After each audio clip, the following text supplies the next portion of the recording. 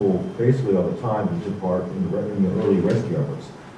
In Oklahoma, people are used to helping each other out in the event of natural disaster, tornadoes and such. So basically, everyone flooded downtown Oakland City for the first couple hours trying to kick him out to patrol the scene. So people in the state have heard enough anomalous first-hand, second-hand stories or seen enough weird things themselves to know that the official story doesn't quite make sense. But because the mainstream media has packaged everything for mass consumption, excluding all of this anomalous evidence, they really have not been able to go anywhere with it. And that's one of the reasons we made this movie, to set for the record in a viewable and easily referenced format the weight and credibility of the evidence. But the reaction has been positive all around. Everyone I've shown it to long-term federal employees, police officers, people who were in the scene, rescuing people, pulling people out. It's been universally positive and universally ignored by the mainstream media here in Oklahoma, which indicates what side they're on. Thanks. Okay. Can I see this for a second? All right. This is a letter to the editor in American Free Press from Poppy Heidelberg, and he says he's not very happy with this film. What is your impression of Poppy, and are you familiar with this letter that he sent in? Yes, yes, Do you want to actually. comment on this for us? Yes, I do. Yes, I do. I'm glad you brought that up. Poppy Heidelberg has recently. That's the only negative coverage we've got. Hoppy Heidelberg has basically come out against the movie, I suppose. At first he wasn't. He appeared with us on InfoWars Nightly News one time to endorse the movie and talk about the movie on a Skype interview with Alex.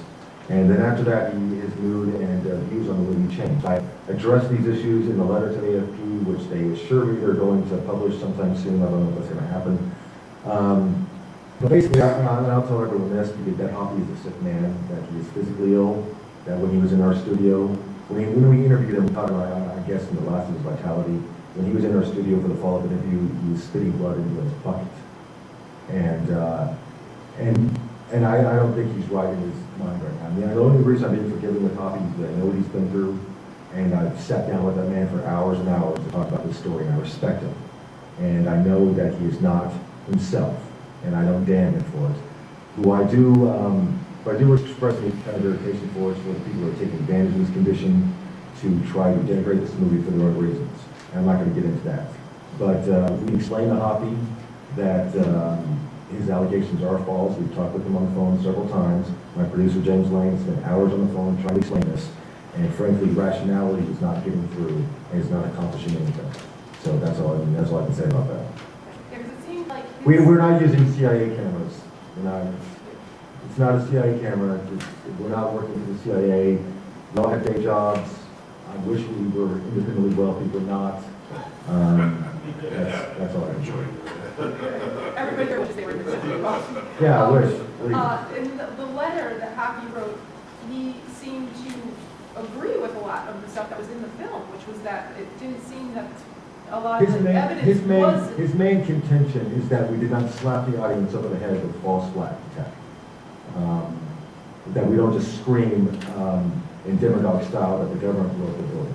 Like I said before, we did not have room for speculation. I have my own personal beliefs that a covert arm of this government utilized an existing sting operation. If you know to be true, there was an existing sting operation under Operation Pac-On.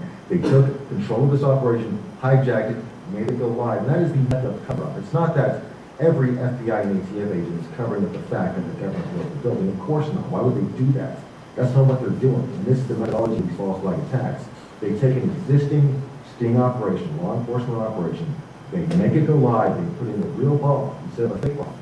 And it blows up in everyone's face. And every street agent on the scene is covering up what they believe and what they're told to be true is a massive foul-up. They're covering up their own personal interests, preserve their careers, preserve the future of the institutions they work for.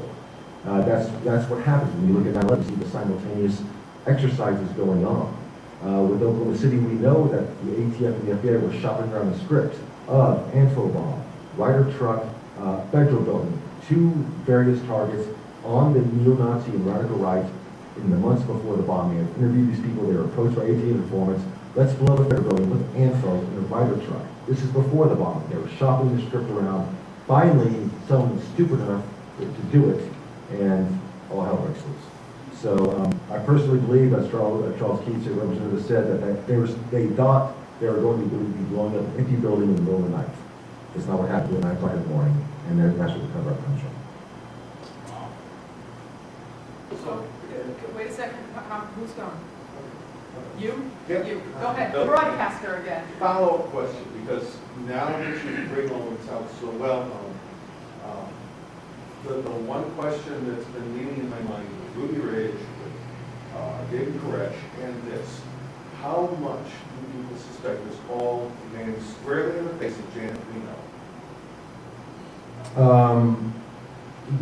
Are you asking if Janet Reno's like the person responsible for this? Too many times, and I have some knowledge of the David Koresh thing, because a lot of the people who were involved and died here were from this area, New Bedford, Massachusetts, Fall Massachusetts, and some of those families, I know their stories.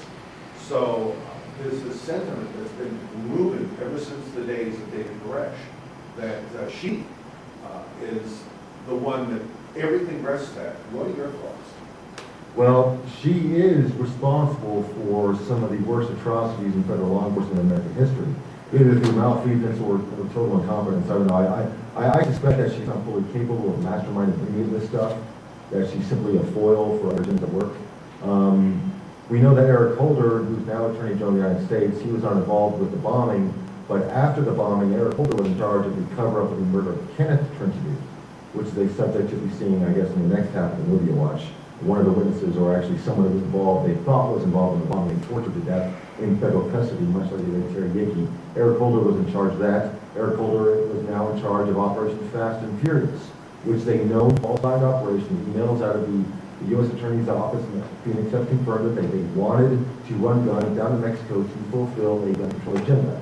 This is a false flag agenda driven by a political agenda that has killed 2,000 people and 3 U.S. police officers. That's happening now, false flag operation. So it's not too hard to believe that a similar false flag operation 16 years ago killed a mere 168. But Janet Reno, I don't know if she pulled the trigger, but she is responsible because that was her office to investigate and hold everyone responsible, and she did not do so. And she covered it up, actually. She was involved in cover, I will say that. Go ahead. Holland, my name's Gordon. I just want to commend you on this video. I'm going to get a copy of it as soon as I can. My question is, what do you have on your agenda for the future? Any plans for any investigation somewhere else? And if I have a suggestion, wait for that. Okay. Well, we're in the research phase of our next project because we've been shooting by summer and release by October. We streamlined our methodology. We know exactly what we need to do to get this down. In the second half of the movie, you'll catch a few hints of the things that we were able to pursue to their conclusion for the purposes of the movie. One of those is the fact that after McVeigh was captured or arrested, he was treated by a known MK Ultra contractor named Jolly West. Jolly West has a two-pronged influence in American society. One, he's kind of the go-to guy for the media for every kind of mass killing or low-event job in the last half of the 20th century. He treated Jack Ruby, Easter Armstrong, Patty Hearst. Number two, he was also one of the largest MK Ultra contractors for the CIA. The CIA's mind control program. That's what he spent the majority of his career doing.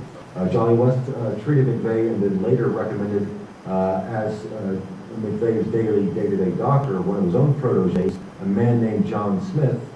And John Smith was later chief of psychiatry at Guantanamo Bay. So you see this MK methodology perhaps at work. And Jolly West was perhaps called onto the case because he did a lot of work in Oklahoma. He was actually lived and worked in Oklahoma, worked at the University of Oklahoma. He was actually forced to leave after he killed an elephant with LSD. But he left a lot of people behind who are now talking. And we're going to pursue those ends. And we're looking into mind control on both the macro and macro level, how it affects the individual and society, and what kind of documentation is the extent of that. So that's what we're working on now.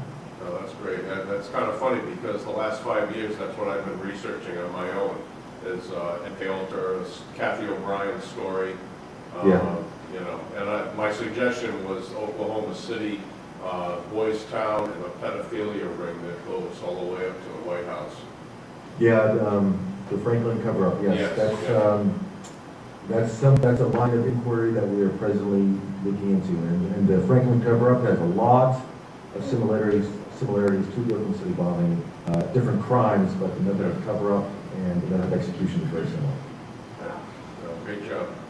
Thank you very much. Okay, Chris. If anyone out there wants to contact me with suggestions, questions, whatever, contact at freemindfilms.com, and I'll answer your questions. Cool. I'm going to publish that to our book club, so they have all this information too. So it seems like we have a couple more questions. We have Okay, excellent. like 1 or 2 more minutes. Go ahead, Chris. Holland, can you remind me who the photographer was that saw Timothy McVeigh in the armored vehicle on that, was it Indiana base, I believe? And maybe if you could tell us who the photographer was and where we can find some information on him as well? You're talking about the Bill Bean tape, and the best information on that is actually something that we did through, we also have a radio show called Free Mind Reports. That's on the Logos Radio Network, Monday, 6 to 8 Central. But we actually did a video report on the Bill Bean tape. You go to freemindreport.com, I'm sure you can find it there. But just look up Bill Bean, McVeigh tape, and you'll find a lot of work on that. I actually helped to break that story in 2006 with Hustler and InfoWars. And the story behind that is Bill Bean was on a military base before the bombing. He filmed a guy in fatigues in Army uniform who later turned out to be McVeigh. Short story, problem was McVeigh was supposed to be out of the Army by a factor of 2 years at that point. Should not have been in uniform. And he actually took this tape to the University of Utah to verify through the Army Visual Department. The professor there said in his written report that he concluded that this was indeed, after testing, that this was indeed McVeigh in Army uniform on a military base 2 years after he left the Army and after he had been seen actually on camera passing out anti-government literature. So, yeah, just look up Bill Bean, McVeigh, you'll find any information on that. Okay, one more question. Go ahead. Do you feel like your work is getting out there? Do people change, or people have already drawn a line that you believe or you don't believe? Do you find anybody who comes along and says, you know, I used to think this way, but I'm trying to think the other way? I mean, are you ever frustrated that your work is just on deaf ears at all, or are you making a difference? I believe so. The methodology we pursued in the movie was 1, seeking emotional credibility, and 2, extensive and unimpeachable documentation, and putting together a good narrative. And we've shown this movie to people, and one of the purposes of this movie was not just to expose Oakland City, but to wake people up to this methodology and its propensity for possible false flag attacks. And if it happens again, people have seen this movie and they know for a fact that the government has lied, has killed, has covered up the truth.